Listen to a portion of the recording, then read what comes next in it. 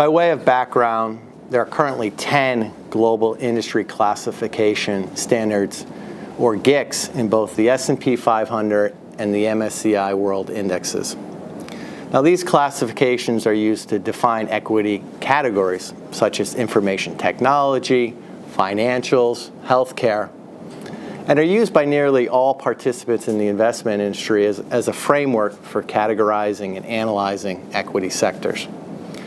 Now, in September of this year, REITs will separate from the financial sector into their own distinct classification, bringing this asset class to greater prominence within these broader equity indexes.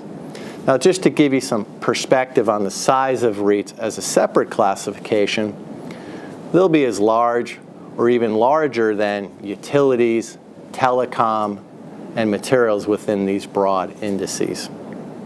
Now, we believe this is a significant event for REITs, as it's really an acknowledgement of real estate and its growing acceptance as its own individual asset class, and as such will have a resounding positive impact on REITs and the REIT industry.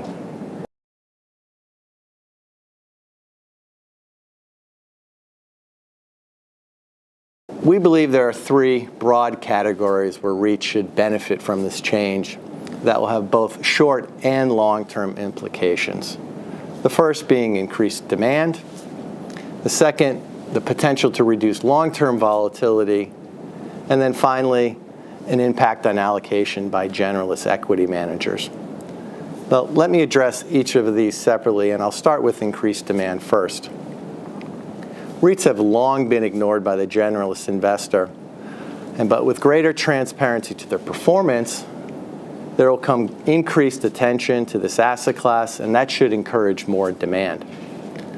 Now, greater attention and capital should also increase the investor base, which could encourage more capital formation, and that would be in the form of new REITs or REIT conversions.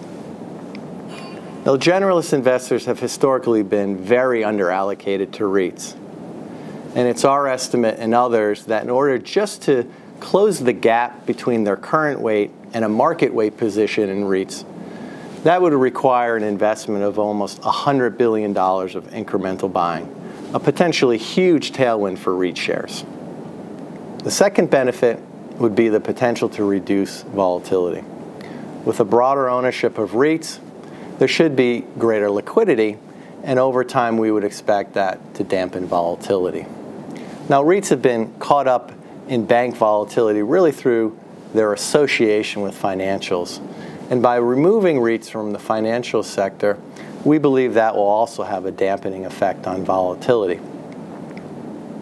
It should also lessen the rotation between banks and REITs within a financial allocation based on a manager's view of the direction of interest rates. And the final benefit would be the implication on allocations. REITs are being reclassified within the indices, not added, but separating them from financials, and that will provide greater transparency to managers' allocation to REITs.